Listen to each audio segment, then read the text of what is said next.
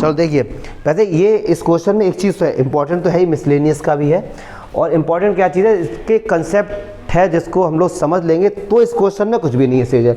अगर वो चीज़ समझ आ गई तो अच्छी बात है। देखते हैं क्या है, कह रहे हैं कि find the vector equation of a line passing through the point. एक लाइन है जो इस गिवन पॉइंट से होती हुई जा रही है, उसकी वेक्टर इक्वेशन फाइंड करनी, and perpendicular to the these two lines. एक लाइन की इक्वेशन ये है और एक लाइन की इक्वेशन ये भी है, इन दोनों लाइन पर ये क्या है, परपेंडिकुलर। इसमें 99% बच्चे गलती करते क्या, वो ये सोचते हैं कि जो लाइन की इक्वेशन फाइंड करनी वो इन दोनों लाइन पर क्या है, परपेंडिकुलर। तो क्या सर हम ऐसा कर सकते हैं, मान लो ये लाइन L1 है और ये लाइन मान लो L2 है, तो सर हम ऐसा करते हैं, इसको ले लेते हैं L1, इसको ले लेते हैं L2, और ये लाइन अगर इस पर परपेंडिकुलर है तो इस पर भी परपेंडिकुलर होगी। लेकिन हमने क्या किया, इन दोनों लाइन को आपस में क्या लिया, पैरेलल। ऐसा गिवन नहीं है। अब जानना चाहते हैं इनके जो ये डायरेक्शन रेशियोज हैं क्या ये प्रोपोर्शन है आपस में, नहीं है, मतलब ना तो ये इक्वल है और ना इनका डिवाइड करने से आंसर बराबर आ रहा है। तो ये दोनों लाइन आपस में पैरेलल नहीं है। और अगर कोई भी दो लाइन आपस में पैरेलल नहीं होती तो पक्की बात है या तो इंटरसेक्टिंग होंगी या फिर स्क्यू लाइन्स होंगी, वो यही तो हो सकता है। तो ये कंडीशन तो दिमाग में मत लेके आना, पहली चीज़ ये समझो इस चीज़ को। तो चलिए ये कंडीशन तो हमारे दिमाग में नहीं आनी चाहिए। अब हमने क्या किया कि ये दोनों लाइंस आपस में या तो स्क्यू होंगी या फिर इंटरसेक्टिंग होंगी, और उसके बारे में हमें ज़्यादा पता नहीं करना। हम एक काम करते हैं, सपोज हमने कहा ये रही भैया L1 लाइन और ये रही लो L2 लाइन, इस तरीके से ले सकते हैं। अब आप कहोगे सर आपने इंटरसेक्टिंग कर ली, अरे भैया स्क्यू कर लो, चलो स्क्यू कर लो, इस तरीके स्क्यू हो गया। स्क्यू में क्या होता है, ना तो लाइन इंटरसेक्ट करती हैं और ना ही पैरेलल, कुछ भी कर लो ना, तो या तो ये कंडीशन पॉसिबल है या फिर ये है। तो चलिए अब ना ये बहुत ही सिंपल क्वेश्चन है। ये दो लाइन मैंने इस तरीके से ली L1 L2। अब एक हमको लाइन की इक्वेशन फाइंड करनी जो इन दोनों के क्या है, तो क्या हम इस लाइन को ऐसे अगर लेके आ जाएं, ये वाली लाइन बना दें, तो क्या ये दोनों पर परपेंडिकुलर हो जाएगी, यस और नो। तो क्या ये क्वेश्चन 3D का नहीं हो गया, मतलब भैया ये इसको x ले लो, इसको y ले लो, और इस पे क्या हो गया, परपेंडिकुलर। मतलब इस लाइन की हमें इक्वेशन फाइंड करनी, तो इस लाइन को हम कैसे बनाएं, तो मैंने क्या किया, इस लाइन को इस तरीके से भैया बना दी। मान लो ये रही लाइन L3 जिसकी हमें इक्वेशन फाइंड करनी है, और ये गिवन पॉइंट से होती हुई जा रही है 1 2 -4, यस और नो। तो इस लाइन की इक्वेशन फाइंड करनी है।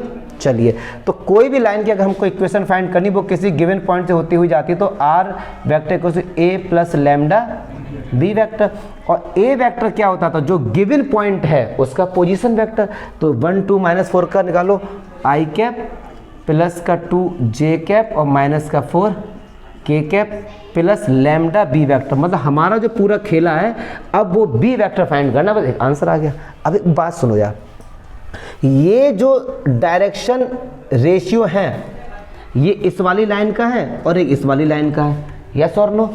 अगर थोड़ा सा डीप में जाके आपको समझाने की कोशिश करें, ये जो कार्टेशियन फॉर्म लिखी हुई है, ये जो कार्टेशियन फॉर्म लिखी हुई है, सबसे पहले काम करो इनको स्टैंडर्ड फॉर्म में कन्वर्ट करो। ये y + 19 है तो इसको लिखेंगे y - -19, और चेक करो सब माइनस में, हाँ जी बिल्कुल माइनस में। तो अगर मैं इसको वेक्टर फॉर्म में कन्वर्ट करूं, अगर आपको आता तो r vector equal to a vector होता था जो ये लिखे रहते थे। तो 8i कैप माइनस का 19 j कैप और प्लस का 10 k cap plus lambda b vector ये होता था 3i कैप माइनस का 16 j कैप प्लस का 7 k कैप। ये जो इक्वेशन इसी लाइन की तो है। तो कैसे होता था, ये जो एक पॉइंट था 8 - 19 और 10 इससे होता हुआ जा रहा है, और b वेक्टर क्या होता था, इसके पैरेलल, यस और नो। ऐसे ही ये वाला जो है डायरेक्शन रेशियो वो इसके क्या होगा, पैरेलल। तो अगर मैं क्या करूं, इसको b1 वेक्टर लूं, इसको b2 वेक्टर लूं, दोनों का क्रॉस कर दूं, तो क्या होगा, ये b1 है और ये b2 का, दोनों का मैंने क्रॉस किया तो एक तीसरा वेक्टर मिलेगा जो इन दोनों पे क्या होगा, तो जब इन दोनों पर होगा तो इस पे भी तो होगा परपेंडिकुलर। क्या बात समझ आ रही है, समझो ना। अब फिर से समझना मैं क्या चीज़ बोलने जा रहा हूँ, समझना। मुझे इस लाइन की इक्वेशन फाइंड करनी, इस लाइन की, ठीक है। अब मैंने b1 और b2 का क्रॉस मल्टीप्लाई किया तो एक तीसरा वेक्टर मिलेगा जो इन दोनों के क्या होगा, परपेंडिकुलर। ये परपेंडिकुलर है और ये भी हो गया, तो ये दोनों आपस में क्या हो गया, पैरेलल, यस और नो। तो ये इसका वेक्टर मिल जाएगा ना हमको, वही हमारा क्या हो जाएगा जी, b वेक्टर हो जाएगा। तो आपसे मैं कहूँ ये हमारे पास है b1 वेक्टर, तो अगर मैं बोलूँ b1 वेक्टर क्या है, 3i कैप माइनस का 16 जे कैप प्लस का 7 के कैप। और अगर मैं आपसे बोलूँ भैया B2 वेक्टर क्या है, तो 3 आई कैप प्लस का 8 जे कैप माइनस का 5 के कैप। और हम निकालने जा रहे हैं B1 क्रॉस B2। अब एक बच्चा बोलेगा सर क्रॉस क्यों, डॉट क्यों नहीं? भाई साहब क्रॉस करके एक ऐसा वेक्टर मिलता था जो इन दोनों पर क्या होता था, परपेंडिकुलर। तो जो B1 B2 पे परपेंडिकुलर होगा तो इस लाइन पे भी क्या होगा, परपेंडिकुलर ही तो होगा। बस वही हमको फाइंड करना था। तो दिस इज योर आंसर।